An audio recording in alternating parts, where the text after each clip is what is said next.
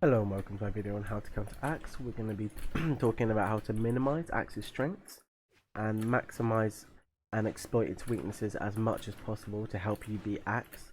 This is going to be useful for all the way down from copper to probably about diamond level. And let's go on with this. This isn't going to make you beat Axe straight away or every single game, but this is going to help your Axe win rate and help you achieve beating Axe more. Okay, let's get into it right now. So first we're going to talk about Axe's lack of kill options. On stage you have Sare. That's it. The Sare is the only move that kills a reasonable percent on Axe, and like has force, but it will take till like a very high, very dark red percentage for it to actually kill.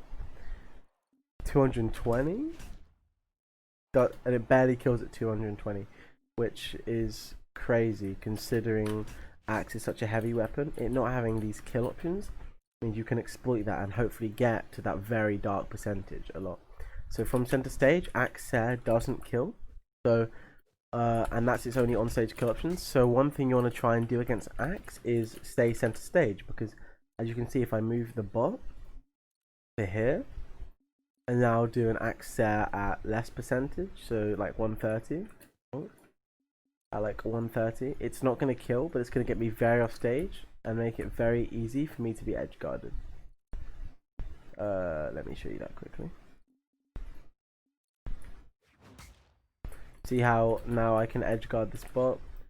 Although this isn't a real game situation, it's just a good example on how you want to stay center stage against Axe, so it can't use its off stage kill options where it has dare, ground pound, the bottom of recovery, which will kill you very early. So staying on stage, center stage, to outlive it is a very useful tip on how to counter Axe. Unlike Hammer, which has Sidelights set as a kill option, which means that it can true combo from its kill option, Axe only has Sidelights set when you land the sidelight very, very close. Okay, 5%. I have to land it almost stacked, and then I can true combo off it. This makes Axe very inconsistent to kill and very difficult to kill with, because you have to land it stacked. I'll show you if I don't. If I land the sidelight spaced, as you can see, it's not going to connect and definitely not going to be a true combo. So that is a way you can avoid Axe. So try and not get hit by a close Sare, no sidelight, and try not to get hit by a raw Sare. As you can see, the Sare is very, very slow and definitely reactable. So if you have your dodge up, you can 100% dodge that every single time. On reaction alone, you don't even need to know it's coming.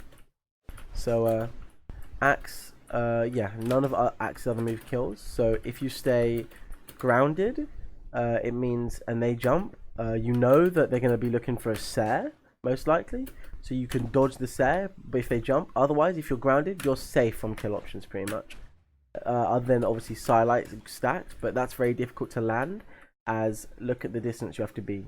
You can hit them and the move takes ages to come out, meaning that one, it's very specific, trying to land it, and two, the hitbox isn't that good when you're trying to land it close, meaning that you could interrupt it. Let's go on to Axe's other biggest weakness. Axe is genuinely slow. It doesn't have an extremely fast move. Its fastest move probably on reaction is probably downlight, which comes out quite quickly, but still Axe is an extremely slow weapon compared to a weapon like Katars, so you can pressure Axe a lot to try and keep forcing them back and just get your moves out before theirs. If you're on Katars, obviously Katars doesn't have as much range as Axe. Axe has a lot more range than Katars, but if you keep rushing Axe and keep hitting them, it'll feel impossible for them to get out because you'll always be attacking just in front of them. This is the same with most weapons. I think every single weapon except for Hammer maybe has faster moves than Axe, so you can really pressure Axe and force them to make mistakes. The fact that Axe is so reactable and so slow, it means that you can dodge the attack and then punish them for attacking. So other than rushing them down, you can play extremely passive. I know some of you don't want to play like that, but you can just play extremely passive by just not really doing anything, waiting for them to attack, dodging, and then attacking them back. When you're playing against Axe, it can also feel very, very oppressive to play against, because it feels like they can always hit you from everywhere. So I always recommend dodging away against Axe. Don't dodge into Axe. I recommend dodging away.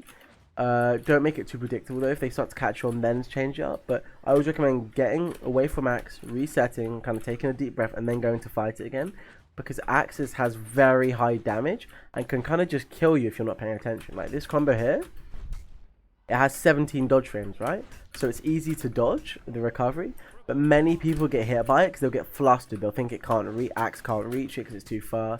They'll get flustered and they get hit by it. So focusing against Axe and just resetting it. So maybe dodge away, get grounded, and look for an option to attack is a very good way to counter Axe, and that will help you a lot, and you'll just genuinely be becoming better against Axe.